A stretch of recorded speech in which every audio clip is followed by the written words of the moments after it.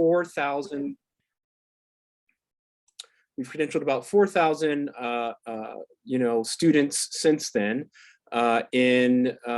with a diversity, equity, and inclusion leadership certificate from the Weinberg College at Northwestern University. And what the course is really known for is presenting a flexible new model for change management that I developed called the CREED model. And this CREED model is based on my research in political science on what are the elements that made really effective leaders in the DEI space in the middle of the 20th century, when the country made some really great leaps forward in terms of our conversations around multiracial democracy, gender equity, et cetera. And so that's what I'm going to present to you today, is the rationale for doing this work. And then we'll talk a bit about the model and how hopefully some of you will be able to deploy it to make gains in your own DEI work in your organizations. So our goal is to really answer three questions. The first is, what does it mean to promote diversity, equity, and inclusion, or DEI? What are the business cases for DEI at nonprofit organizations in particular? Because I suspect that many, if not most of you, are working in the nonprofit space.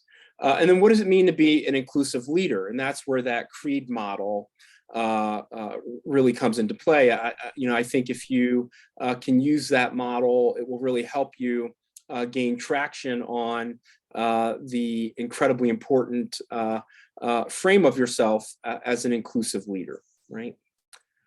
So what I'm going to do is organize a session around three modules.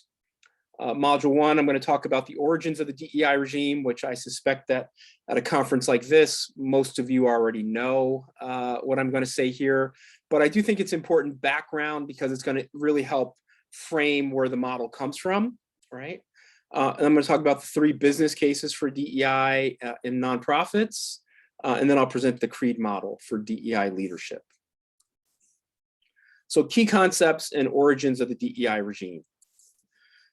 So diversity, equity, and inclusion are three related concepts. They're part of the three-legged stool that I like to say all healthy organizations have in place. But there's a lot of slippage often between the concepts. We hear people referring to the concepts often as if they're interchangeable and not really thinking through what it means to embrace a strategy that promotes all three concepts at the same time or equally, or how do you know which one of the three you're lacking in, and you need to shift your focus, right? And so I just want to start with some basic definitional claims in this presentation. When I say diversity, what I'm talking about is like the simple dictionary definition, right? Diversity as the condition of having or being composed of differing elements, especially the inclusion of different types of people, such as people of different races or cultures in an organization. Diversity is the existence of variations of different characteristics in a human population. These characteristics are the traits that allow us to make distinctions between people within a group, such as ability, age, gender, race, religion, sexual orientation, etc.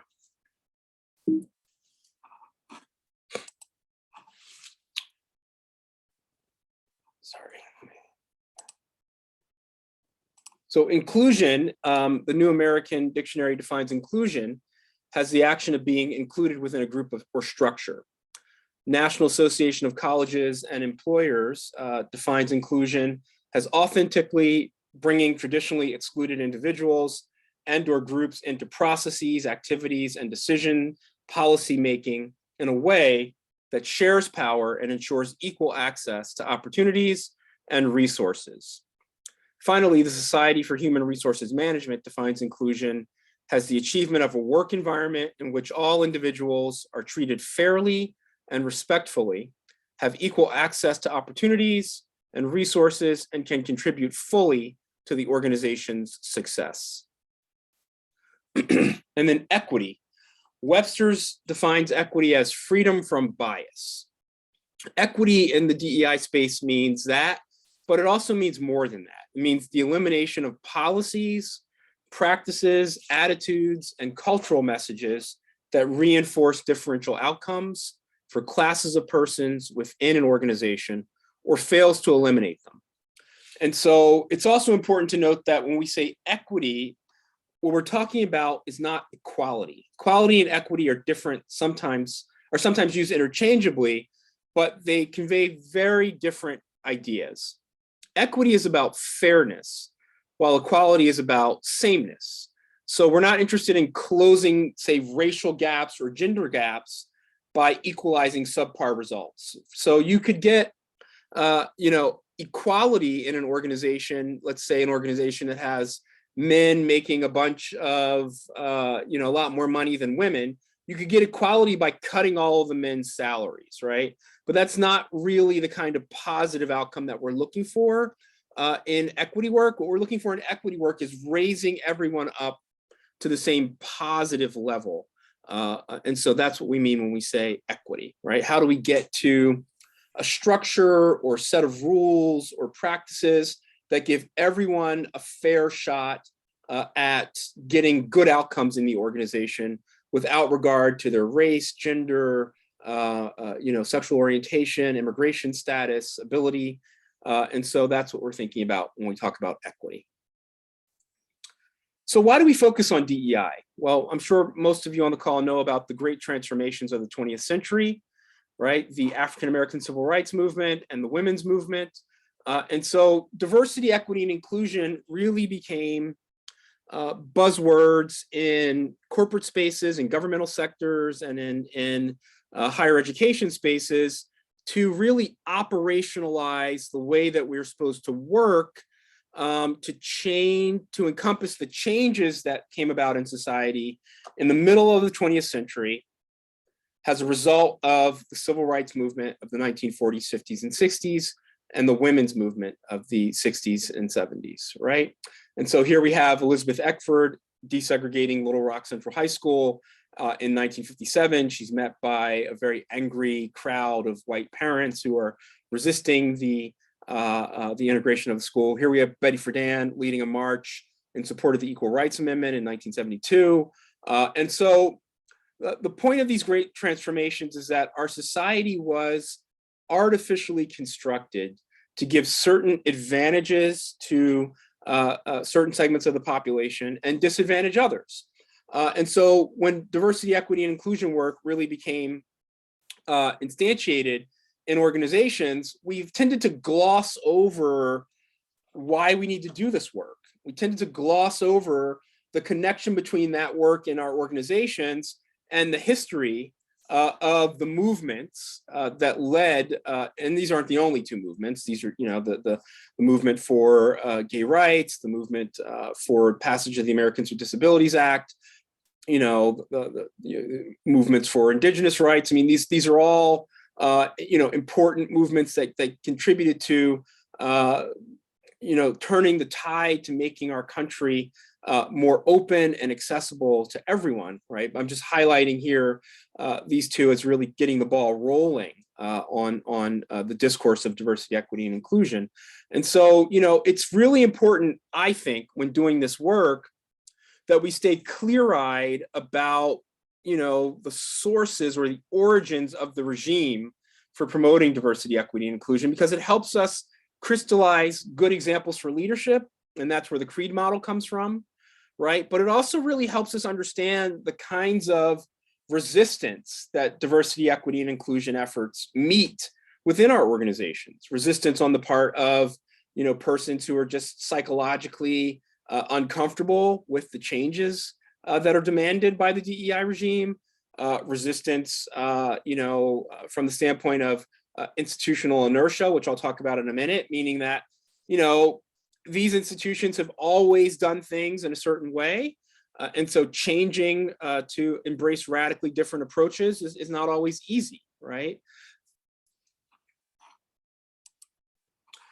So when we really put in place, a framework for thinking about our DEI work and the freight of history that we're up against, we need to think about the fact that America was a gendered racial dictatorship for most of our history, right? If the country starts with the 1787 Constitution, for 181 years, we're a racialized dictatorship, right? We don't become a multiracial democracy really until 1968, when the last of the four great Civil Rights Acts was passed, right? It's the Fair Housing Act, as you all know a lot more about than I do, right? But it's starting with the Civil Rights Act of 64, Voting Rights Act of 65, the Hart-Celler immigration reform in 65, which finally got rid of the racial origins quota system, and then the Fair Housing Act, right? This is really when we committed on paper to becoming a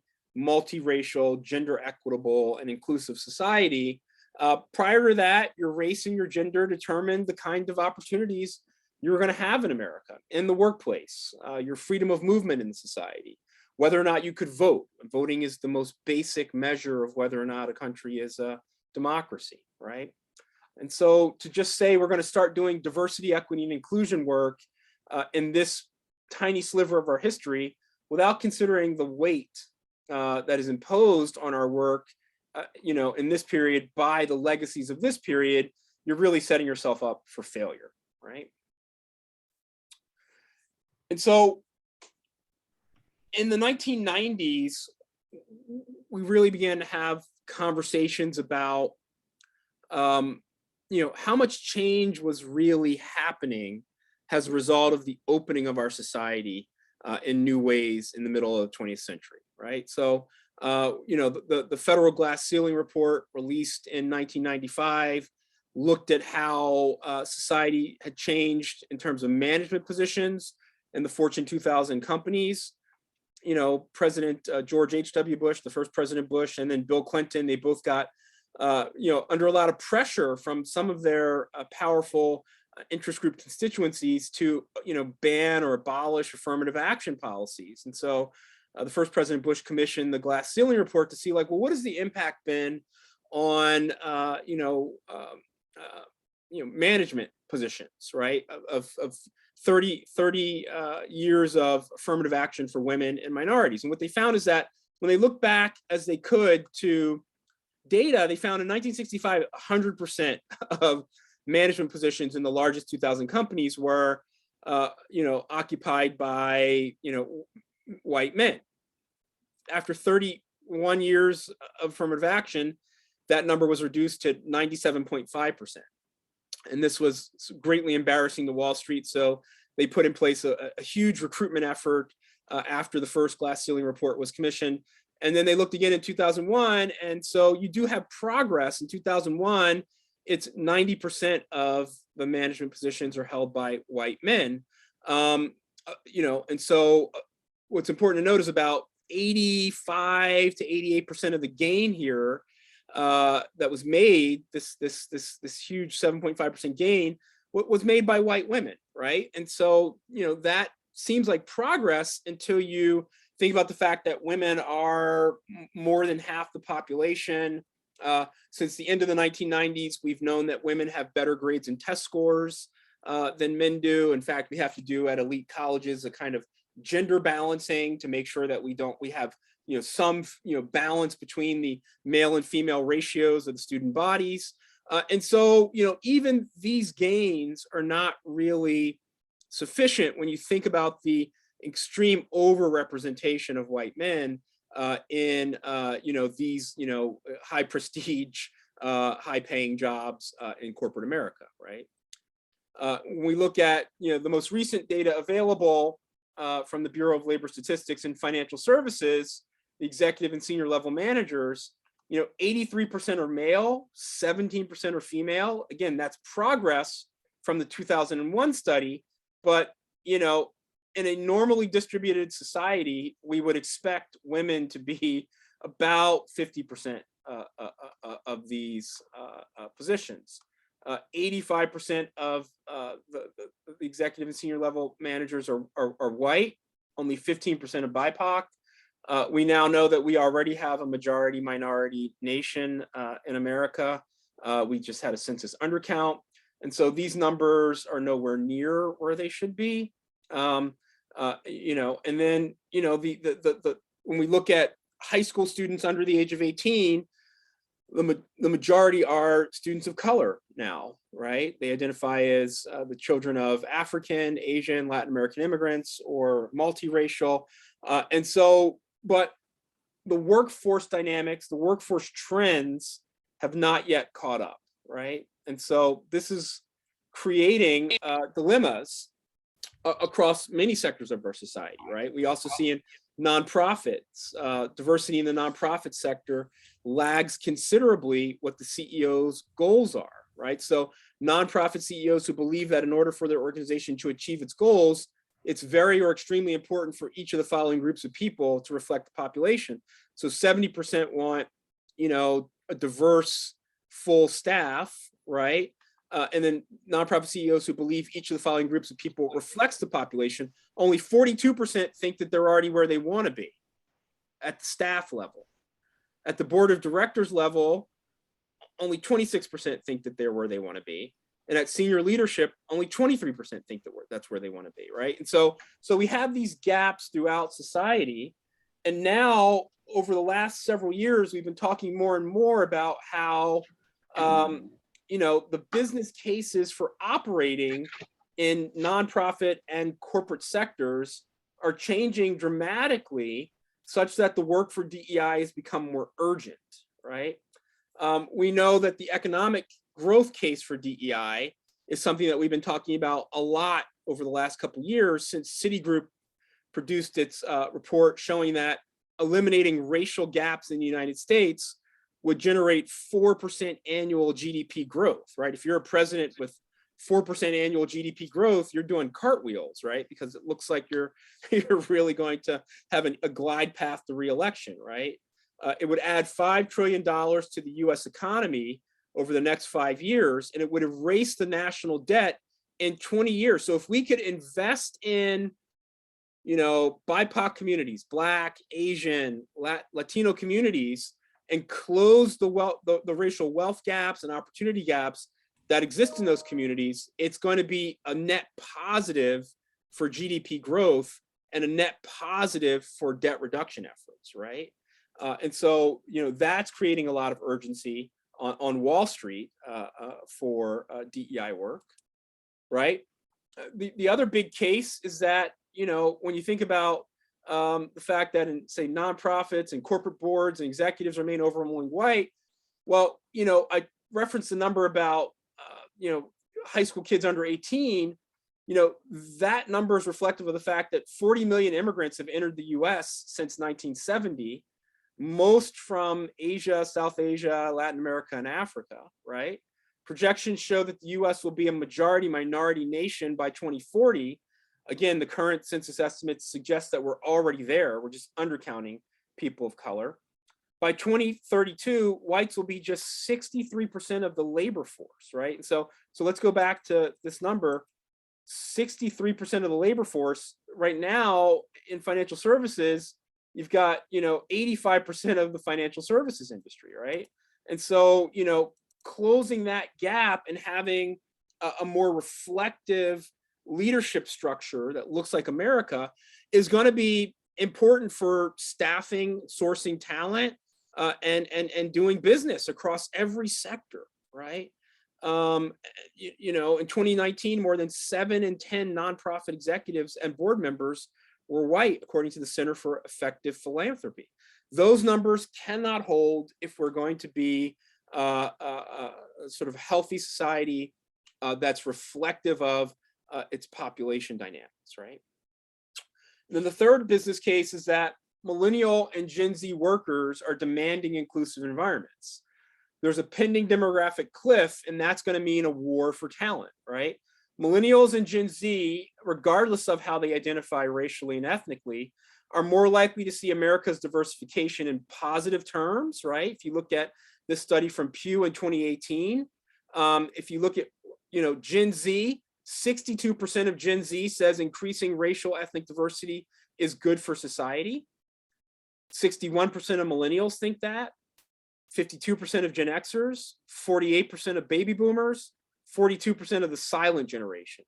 We know is that millennials and Gen Z are now replacing this generation as the largest segments of our society.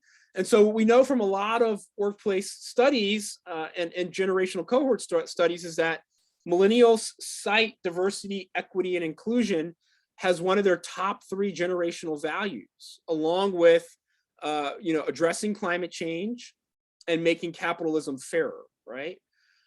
Some studies have also shown that millennial and Gen Z workers value organizational culture and stakeholder capitalism as much as compensation, right? And so we're seeing now with the Great Resignation, people are punching out of all kinds of jobs because they don't think that the culture's right. And a big part of that for millennials and Gen Zers is that they don't feel like the culture is sufficiently diverse, right? In my consulting work, I do a lot of organizational assessments for corporations and large nonprofits. And what I've been finding increasingly in this work is that even like white men under 40, their values on these questions are lining up much more closely with how women and people of color see the workplace. And that's been very persuasive to shifting the vantage point of a lot of older leaders who are now seeing that it's going to be very hard for them to source any talent at all if they don't begin to take these organizational culture dynamics, particularly DEI, more seriously, right? And the demographic cliff that I referenced in the title of the slide, what does that mean? America's population is contracting. For the first time on our census, we lost population. And so that demographic cliff means that beginning in 2026, it's going to be really hard for organizations to recruit talent in general, let alone if you don't have a good culture, right? So those are the big 3 business cases for taking diversity, equity, and inclusion seriously if you are leading an organization, right? And so how do you promote DEI through inclusive leadership, right? There are certain qualities that really matter for inclusive leadership, right? And so this is the 5-point inclusive leadership scale used by a lot of us in this social science community and in the consulting space. I'd love you all to pause for 1 minute and read through the points on the scale. And for every one of these things that you believe you do, give yourself 1 point, right? And so do you recognize inequities and discrimination in your organization? If so, give yourself a point. Do you acknowledge your own biases? If so, give yourself a point. Do you listen to those most affected by the inequities? If so, give yourself a point. Do you help others in your organization gain consciousness and insights about the inequities? If so, give yourself 1 point. And finally, do you serve as an advocate for marginalized team members and clients? If so, give yourself a point, right? And so then add it all up and see where you land on the inclusive leadership scale. And just hold that, off to the side for a moment, because I'm going to tell you in a minute about how you can all boost your scores on the scale, unless you're already a 5, right? By utilizing the creed model. But I'm going to tell you how the creed model might help you be even more effective, right? But the average person on the scale is getting somewhere, 2 or 3, right? Because we haven't just really been given script for thinking about like these are the key concrete things that you have to do to be an inclusive leader. We're often just told really, trite things like lead courageously, and then that will solve all of your problems in an organization, right? And so what I've attempted to do by developing the creed model is to give you a real blueprint for figuring out how to lead courageously once you assess where you are, right? And so the biggest thing to do in inclusive leadership is you've got to grapple with the weight of the past, right? We go back to this, you're in this space, you're trying to lead, but you've got to figure out a way to overturn the weight of the past. You got to figure out, if this is where our dynamics are, or now in 2022, it's, 85%, white and male, like, how do we get around this? How do we get to new networks for sourcing talent, a new institutional ethos, how do we do things, particularly when the hard thing about leading an organization is that organizations are really difficult to change. There's a whole literature on change management that corporate and nonprofit executive leaders take course after course about change management, and they often come away with dashed hopes, because the change management literature really suggests that there's a lot of hardships if you want to change your organization, right? And these hardships are typically defined in terms of institutional inertia, right? Makes it really hard to recognize that change is necessary. So institutional inertia is, we've always done things this way, and there's no reason that we see to change now because people are comfortable doing things that way. I worked with a large, investment company a couple years ago, and they were talking about how they have this great program for sourcing talent, but they have a really hard time getting women and minorities into their hiring pools. And I said, okay, well, what's your great program for sourcing talent? They're like, well, we go to we look at varsity swim teams at Ivy League schools, and we source our talent from there because we think that swimmers are really good leaders, right? And I said, well, the world's a lot bigger. No disrespect to anyone who swam at an Ivy League school or did any, the world's a lot bigger than going back to the schools where you played a sport and sourcing from those networks, right? But no one in the organization had thought that that was a problem until an outsider like me came in and said, that's your problem. You've settled on this comfortable way of doing things, and it's hurting you, right? And so institutional inertia is really summed up well by this Randy Glassbergen cartoon. It says, I want to find a bold and innovative way to do everything exactly the same way it's been done for 25 years, right? So this is the manager basically telling the line worker, we're really comfortable with what we're doing. Let's not change, right? And so that's one of the main barriers to promoting DE&I in an organization, right? Another barrier related to institutional inertia is path dependence.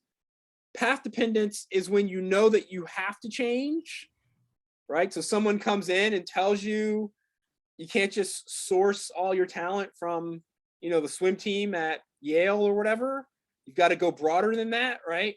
Path dependence is like, okay, we get that, but we've already spent so much money on this way of sourcing talent or this way of organizing ourselves that it's now too expensive or too costly from a change management perspective to change, even though we know that we have to, right? And then there's frankly just DEI resistance, right? DEI resistance is the view that DEI programs are a threat to the dominant groups within an organization, right? So, if we go back to, these numbers, right? You've got a bunch of people who think, well, I'm where I am because of merit. No one ever told me that I'm overrepresented in the leadership ranks, that, this is a kind of artificial construction. This is just where I am, right? And so if you try to change the way that we source talent or promote people or do other things to make it more equitable, I'm going to resist that because it cuts against my interest of feeling like everything's okay, or my interest in replicating myself, right? And so those are the big three challenges, and the change management literature has never really provided any sufficient answers to them, in my view.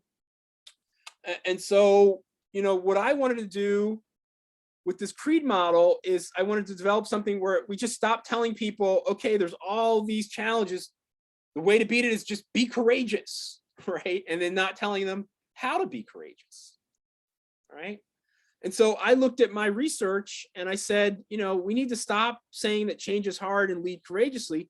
We need to find examples of how we can coach people to lead courageously. What are the elements of courageous leadership, right? And so I look back to the civil rights era, where most of my empirical research is concentrated on or focused on. And I said, you know what? There's no organizational challenge in the 2020s in America that's as difficult to crack as it was to overturn America's racial and gender dictatorship in the 50s and 60s, right? So if, you know, Dr. King and Lyndon Johnson, if they could move the needle forward in their era, like, we don't really have any excuses.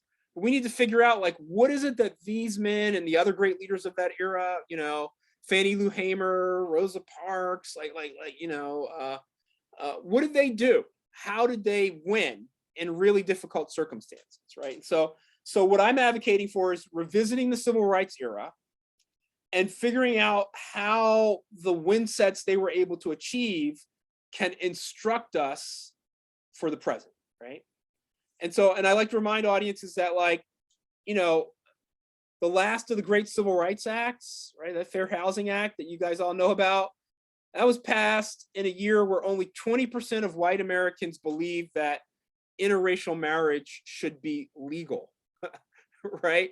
And so, you know, if you could get a win set in that period, you know, now in 2022, something like 94% of white Americans believe that interracial marriage is a good thing and should be legal, right? Should be easier to do now than it was to do back then. So the lessons about what they did in this period should really give us some jet fuel to help us, you know, get our efforts moving in the present, right? And so the key is to adopt the framework of the servant leader, right? The servant leader focuses primarily on the growth and well-being of people and the communities to which they belong, while traditional leadership generally involves the accumulation and exercise of power by one person at the top of the pyramid. Servant leadership is different. The servant leader shares power, puts the needs of others first, and helps people develop and perform as highly as possible, right? And so the principal servant leader that I focused on in my career was Dr. King, right? And this creed model I really got from reading his writings, particularly if you want to see a creed text, the letter from a Birmingham jail is, you know, where I really crystallized the model, right? So creed is just a noun. It means a set of beliefs, principles, or opinions that strongly influence or guide the way that people live or work. I argue that every organization needs a diversity creed. There are 5 key leadership pillars are required to build a diversity creed. Creed is also going to be an acronym for these pillars. The pillars are common purpose. Every great DEI leader talks about and channels common purpose. The R is research. Every great DEI leader relies on research and funnels their vision of the common purpose through best practices that they've gleaned through research, right? Great DEI leaders maintain a sense of equanimity or calm. They don't just dismiss their opponents or those that disagree with them, right? They hear them out, and then they reinforce the common purpose and tell them why they should, you know, dispel their disagreements with what the common purpose is, right? Great DEI leaders channel empathy for everyone involved, including those that disagree with them. And then they're laser focused on deliverables, right? So, pillar 1, common purpose. These 2 men, President Harry Truman and at that time General Dwight Eisenhower at the White House in 1948, they did something extraordinary. They desegregated the US Armed Forces between 1948 and 1952. They did it with a general corps, almost all of whom were the sons and grandsons of generals who had fought for the Confederacy. They did this despite the fact that they too had very, very ambivalent, if not negative feelings toward the civil rights movement and racial progress. Harry Truman described himself as the son of an unreconstructed Confederate mother, right? Despite all of this, what they decided was that they had to desegregate the US Armed Forces because it was good for the country, right?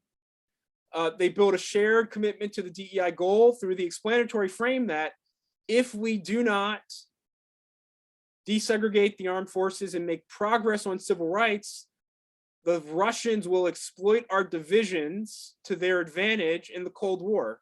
Boy, that sounds familiar. The Russians will exploit our divisions, right?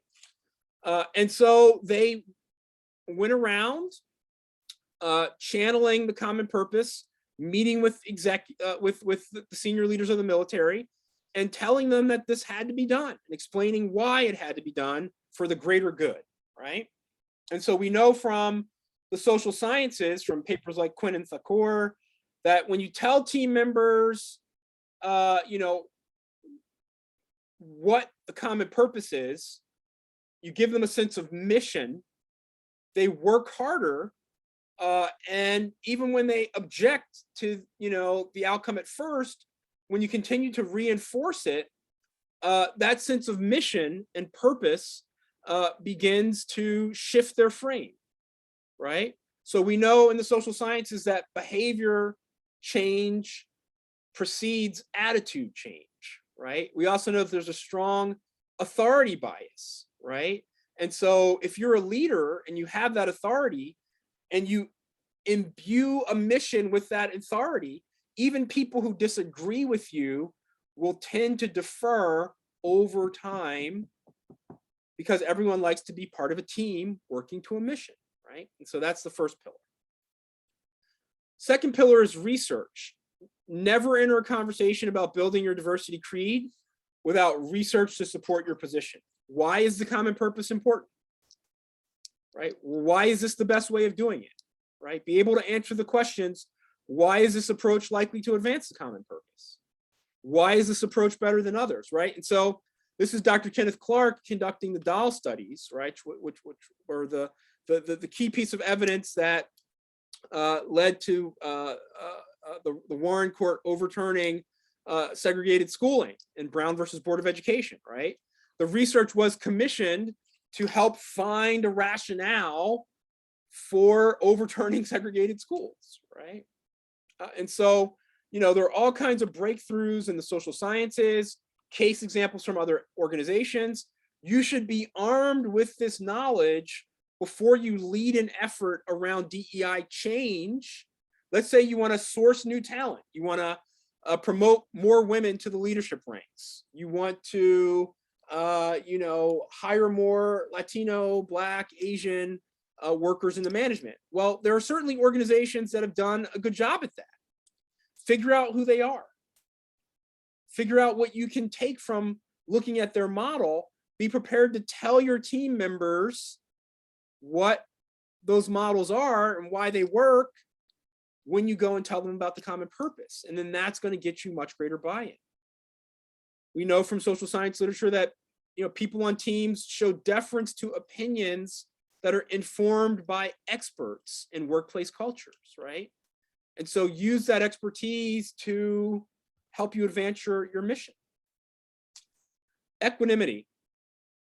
Building a diversity creed requires conversations where everyone, even your opponents, believe that their voice has equal value. Allow skeptics and opponents to speak first, then disarm them with your research findings. Restate your common purpose and ask skeptics to propose solutions, right? So this is then President Eisenhower, fresh off of, you know, his victories as a general, helping to desegregate the armed forces and then going off to lead Columbia University. The Cold War context led him to do something that, again, he was loath to do. Enforce the desegregation of that same Little Rock school that Elizabeth Eckford was being barred from entering by those white parents, right? He didn't just send the soldiers in automatically. He always knew what he was going to do. He always knew that he had to get desegregation of that school done. But before he forced the hand, he stayed calm. He met with Faubus, the governor of Arkansas, who was opposed to desegregation. He, you know, heard him out, heard out his concerns, told him he understood the concerns. But again, if the country was going to move forward, desegregation had to be achieved, right? So often in workplace context and in organizational context, we run away from the resistors or we ignore them. or we shut them down, right? You don't have to give in to them, but you have to hear them. You have to stay calm. You have to try not to shame them, right? You have to work in such a way that the social science research shows that, you know, if leaders practice equanimity and keep calm, you can keep your resistors on board and engaged. Some social science research by my colleague Malatan even shows that if you get the resistors, if you charge them with leading the change or being part of the solution, it's often easier to keep them on board than if you put them off to the side, right? Where they'll never change their behavior in a way that will lead to their attitude changes, right? Empathy. Empathy is crucial.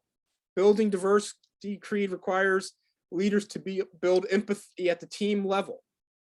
This means developing exercises to help superiors, equals, and subordinates within the organization embrace the common purpose. Empathy must also extend to the targets of your efforts to promote change through diversity, right? So this is Fannie Lou Hamer, one of the greatest democratic organizers of American history during the Freedom Summer in Mississippi in 1964.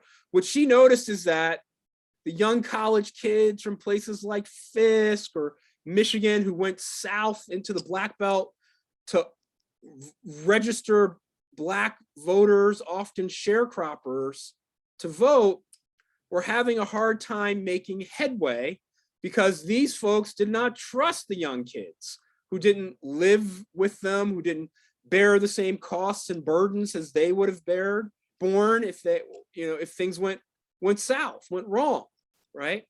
So what she started suggesting is that people sing together as a way to build bonds, to break down the distrust, to build empathy for one another, right? And so empathy foments trust. And so skill building exercises, you know, group sharing, narrative exchanges in the DEI space around, you know, with the goal toward building empathy for each other only fuel your ability to complete your mission, right? The final pillar is deliverables, right? Achieving diversity and inclusion goals requires the development of deliverables that will lead to desired outcomes. Most successful leaders use the diversity creed to monitor this process from start to finish. Internal competition over metrics is often a way to ensure progress toward deliverables. President Johnson signing the Voting Rights Act. What we know about President Johnson from the literature is that he would actively monitor how his branch agencies were making progress on civil rights goals, right? And so imagine being like a line worker in HUD or the Department of Justice, and you know, you get a call from the White House and they're like, oh, the president wants to know how we're doing this week on, you know, desegregating a project or you know, doing some other goal in the movement, right? Like this type of monitoring of the deliverable is something that leaders often fall down on, but it's what really is crucial for translating your mission to a program that can sustainably promote change over time, right? And so to sum up, and then we can hopefully have a conversation, demands for diversity, equity, and inclusion are rooted in longstanding social dynamics. They're being accelerated by the 3 business cases for DEI. Leaders of organizations will need to build their individual capacities for inclusive leadership to succeed in this age of demographic change. And I think that the CREED model provides a flexible framework for driving change around DEI goals. And so I want to thank you again for listening and for the invitation. And I look forward to questions and a conversation. Thank you. I do see that there's a question in the chat about the slide presentation being available. I do know that from the other workshop that I was hosting the other day, all the slides will be posted on the Fair Housing website. Yes, this will be as well.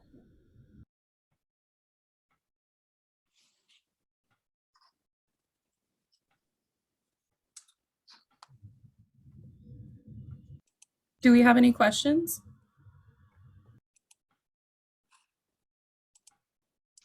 Seeing a great number of thank yous here.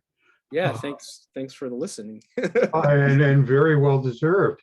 I mean, I wonder this, of course, on something of a macro level. By the way, I'm John. We've met before, but I'm John Fisher with Yes. Wayfinders. Oh, I know, John. That one of the real problems, I think, with our democracy today, and I don't know if you touched on this, I've been in and out of different workshops over the course of the day, but just that there's so many, if you will, competing realities at the moment with us as a country. Yeah.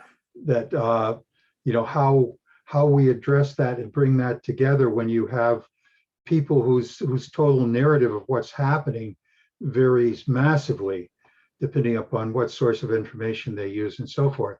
And again, this is perhaps a larger entity, but still something that underlies a lot of the problems we deal with today.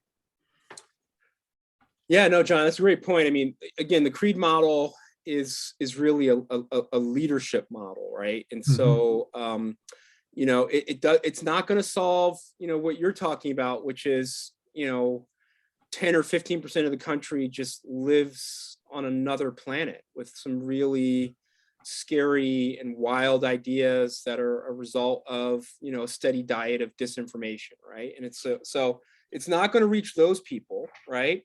But what it will do is that if you are the leader charged with managing change, it will give you a framework for setting a vision, managing resistance, and finding a way to negotiate some kinds of compromises that could lead to deliverables, right? And so, that's why I was very clear to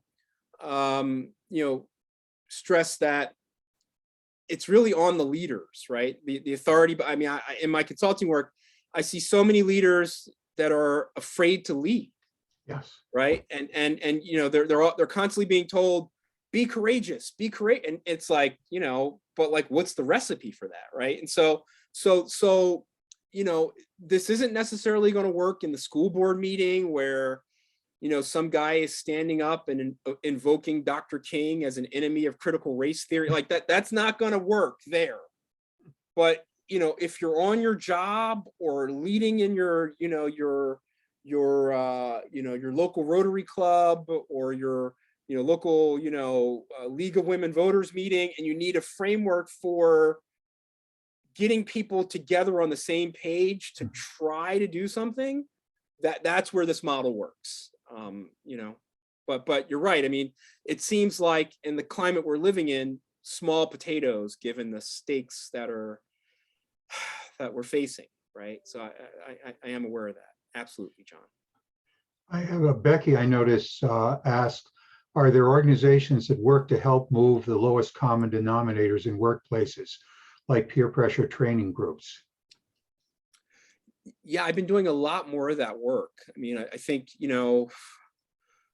for the most part, I think both nonprofits and corporations, in my 10 years as a consultant, most were really eagerly adopting the non-conscious bias model, right? Which you can see why. It's like,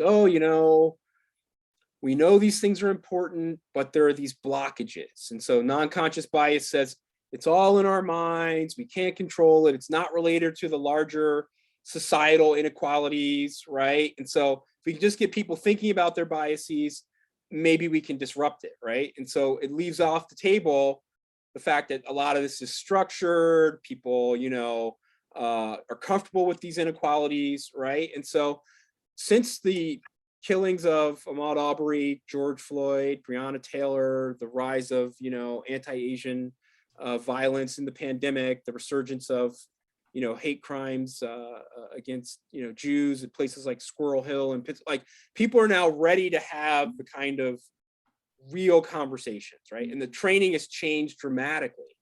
The training is now much more squarely in the so-called real world, right? And that's something I never predicted. I never thought that was going to happen.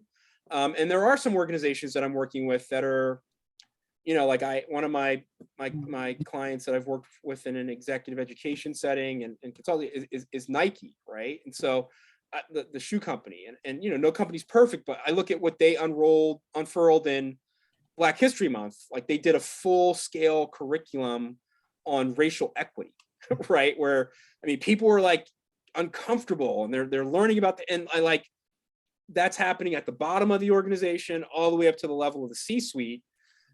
I never thought I would see that in corporate America.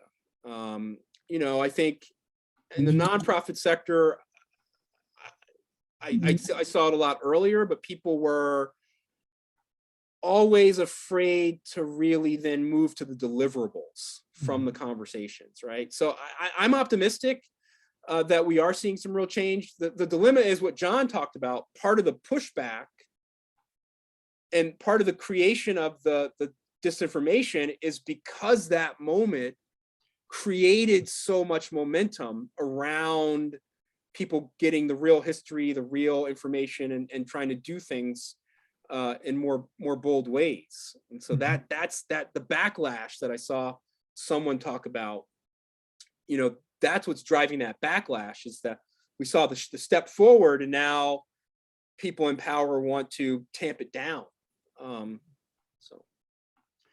I also, somewhat picking up here too, Anthony asked, can you address how to deal with resistance or backlash against diversity efforts, progress, and so forth?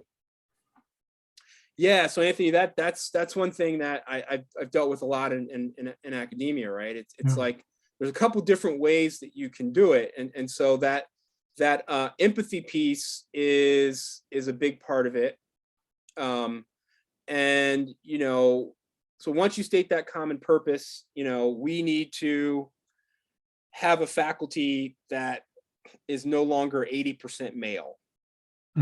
We've got to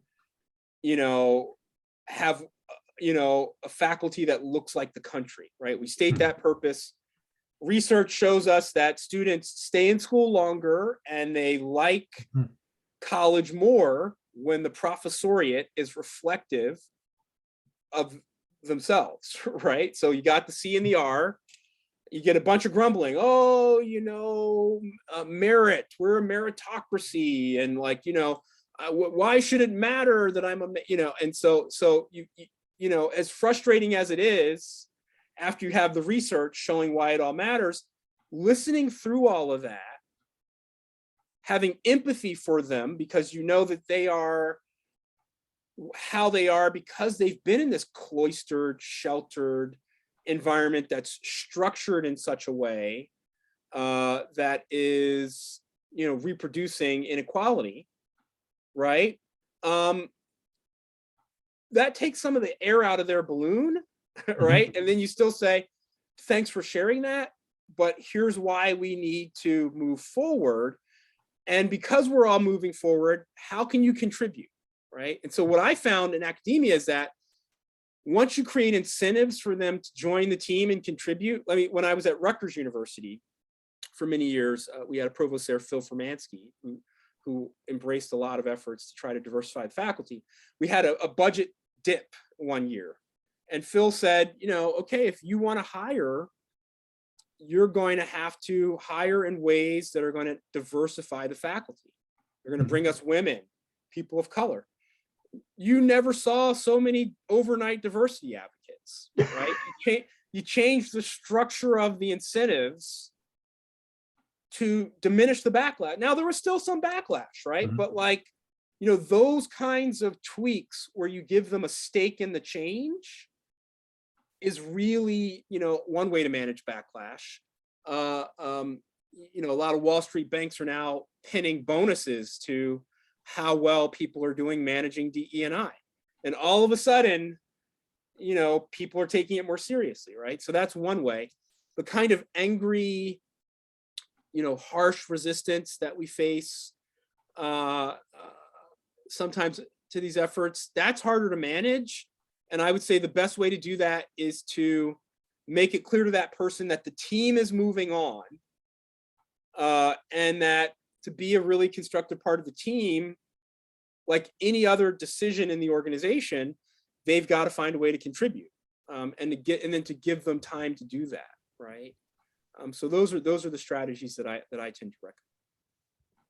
It actually strikes me as a little bit sad if somebody either comes as a student or as a faculty member to an academic institution, and their biggest hope is they're going to be exposed to nothing new, nothing is going to change. Nothing is going to happen that's exciting or interesting or vital during the time they're there. Yeah. No, I mean, John, I mean, there were people when I was a graduate student at Harvard that, there was a resurgence of scientific racism. Yeah. Right. And so, I mean, I literally, my first week of school, a professor said to me, in class, like, I wish you would just drop out, because Blacks have never contributed to democracy anywhere in the globe. And you're just wasting your time studying democracy. Right. And so, he was trying to do me a favor of just telling me not to waste my time on this democracy stuff, right? In his view, right? Because he could not imagine that Harvard did something radical that year in admitting 2 Black kids out of 25 to a PhD program, right? And so it's about how they imagine themselves and how they imagine the future. And the kind of institutional inertia is this guy, whom I actually had something of a rapprochement with later in his life and became somewhat friendly with, right? This guy could not imagine anything but a replication of himself. And so much of the resistance and the inertia is the comfort with the way the space looks, the population looks, the norm. So much of this, oh my God, I don't want to be canceled, but because I want to tell my sexist or racist joke. I want to approach women in inappropriate ways. That's fun, right? Like so much of it is a resistance to the marketplace of ideas is passing them by, right? But Wall Street is not confused.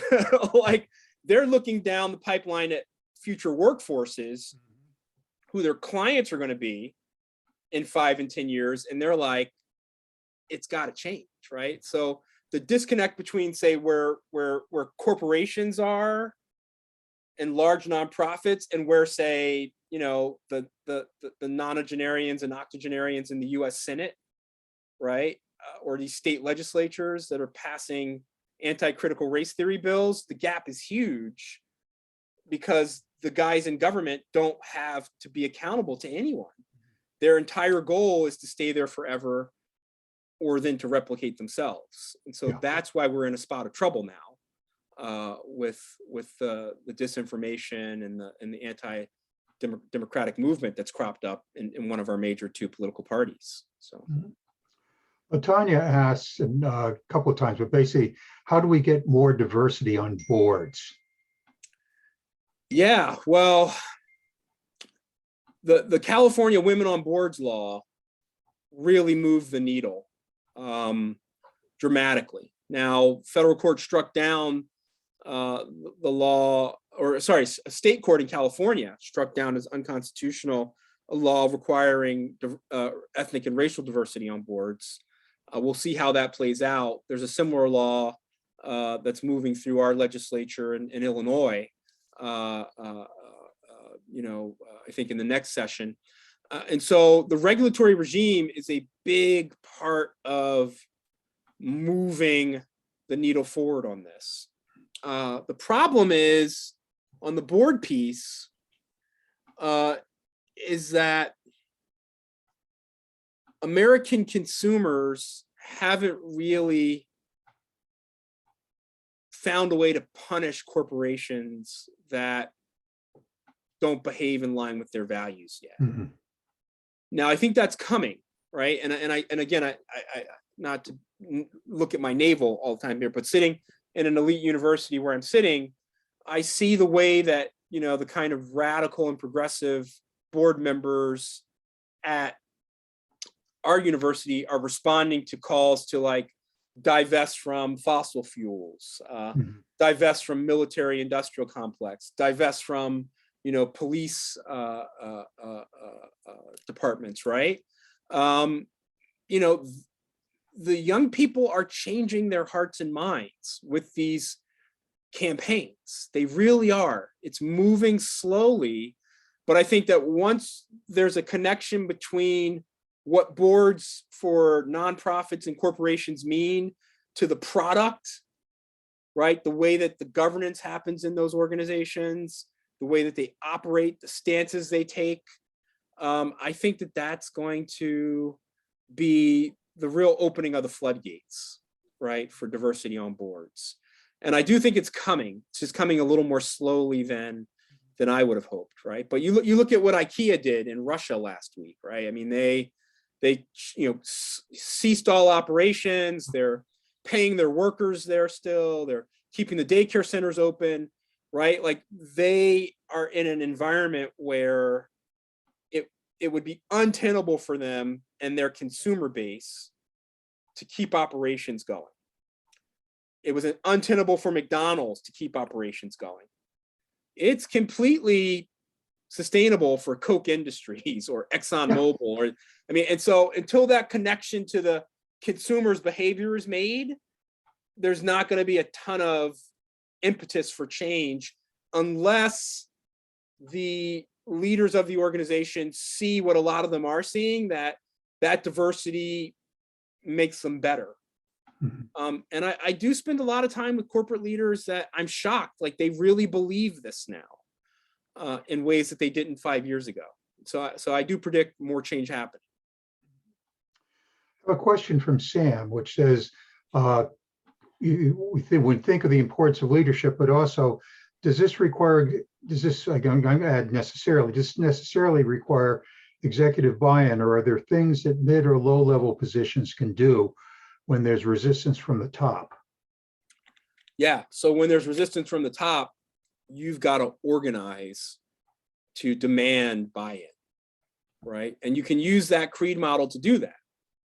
You can present a plan.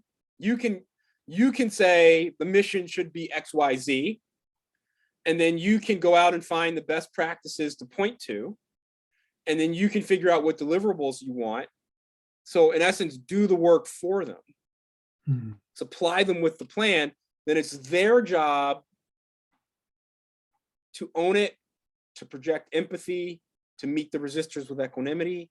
But you've got to demand that. Google in 2018 is a great example. They had these really successful DEI education programs. All their millennial workers love them. Everybody's happy with them. One guy said he felt like they discriminated against him as a white man, and he threatened to sue. And the CEO of Google, I think it was Sergey Brin at the time, they canceled it. They canceled the program because their corporate counsel told them, we don't want to get sued over this. It's going to be a big headline. So they canceled it, right? 3 months later, 20,000 workers walked out in protest because they had canceled this program in part, right? And there were also gender equity problems. And so what did Google do? They brought back the program, right? And so, but without that kind of demonstration of the consequences, there's not much that leaders, there's famous quote from Barack Obama, like, I study the presidency and social movements, and he met with the young folks from Black Lives Matter, and Obama's take on Black Lives Matter has always been kind of wrong in my view, right? I mean, I think he really missed the point of that kind of organizing. Doesn't really understand it. I think he's caught up in the kind of golden age myths of, the classic civil rights movement. So they presented him with all of these concerns and demands, and he reportedly leaned back and said, okay, now make me do it. Right. And there are other accounts of presidents saying, you know, like I wrote a somewhat notable op-ed when the movie Selma was out, right? The movie Selma, you know, projected, you know, Lyndon Johnson as an enemy of the marchers, right? Mhm. And so Lyndon Johnson was a complex guy, did a lot of great things, some really, really bad things. You know, he, like all presidents, was super complex. One thing that's really clear is that he actually called for those protests, right? Like we actually have tapes of Mhm. him in the White House talking to the civil rights leaders saying, you know, it'd be great if we could get some protests to really maximize pressure on Congress when I send them this bill, right? And so that kind of model of making the leaders do things is very much in line with the give and take that we've always had around these issues in the country. And so I think that you know, just organizing in a way to get them to embrace your plan is what you need to do. It's a lot easier in the age of social media to do that. You know, it's a lot easier post George Floyd to do that. So that's what I would recommend. Yeah, it's actually, Chris, Lyndon Johnson is a fascinating historical character anyway. He's almost Shakespearean in his Yes. Both, you know, reaching for the stars and being trapped in the mud, and Yep. sometimes both things are happening at the same time with him. I think that is so important, though. Sometimes leaders tend to be there's a almost a fear of even if they know it's right, a fear of doing something, and that sometimes really be the fact they can point and say they made me do it is Exactly. gives them the cover they need to be able to do it. Yeah. Let's see, are any other questions in here from the group? Not seeing anything new. I believe everybody who was in this workshop also got in emails talking about some of the training and so forth that's available through it as well, so that you know, to allow you to follow up on that as well with a CREED approach and so forth. I think if not, then I'm just going to say this was a wonderful presentation. I thank you so very much for doing this, Alvin, and hope to have you back next year, and hope to have everybody back next year too, for that matter. It's like I said before, we take a week off and we start planning the 2023 Fair Housing and Civil Rights Conference. So, and also the other part of it is anybody who's listening, if you have some idea about a workshop you'd like to see or like to do, we would love to hear from you. And we also are quite open to doing kind of emergency interim workshops between now and next year. We do use the website as a training area sometimes for issues of immediate importance. So again, thank you so much for this. We appreciate your being here, and everyone have a good day. Thank you. It was an honor.